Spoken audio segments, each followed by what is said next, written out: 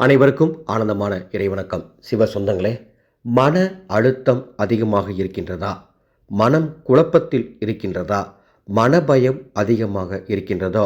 இதோ ஒரு அருமையான ஆன்மீக சூட்சமம். தினமும் இரவு நீங்கள் தூங்குவதற்கு முன்பாக எல்லா வேலையும் முடிச்சுட்டு உங்கள் படுக்கையில் போய் நீங்கள் படுப்பீங்க இல்லையா? அந்த நிலையில் படுக்கையில் படுத்தவுடன் 2 உள்ளங்கைகளையும் பார்த்து தென்னாடுடைய சிவனே போற்றி என்று 3 முறை சொல்லிட்டு உறக்கத்துக்கு போங்க.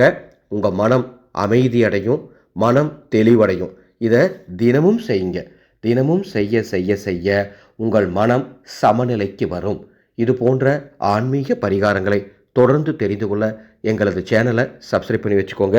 ஒரு அறிவிப்பு: வைகாசி அமாவாசை, அதாவது 16/5/2026 எனது குருநாதரின் ஜெயந்தி விழாவை முன்னிட்டு அதர்வண வேத முறைப்படி பிரம்மாண்ட மகா யாகம் நடத்தப் போகின்றோம்.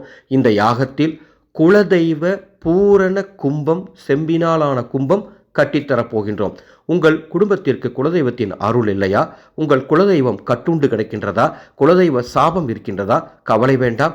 இந்த குலதெய்வ பூரண கும்பத்தை வாங்கி உங்கள் வீட்டில் நாங்கள் சொல்கிற மாதிரி வச்சு பூஜை செஞ்சுட்டு வாங்க. நிச்சயமாக குலதெய்வத்தின் அருள் பரிபூர்ணமாக கிடைக்கும்.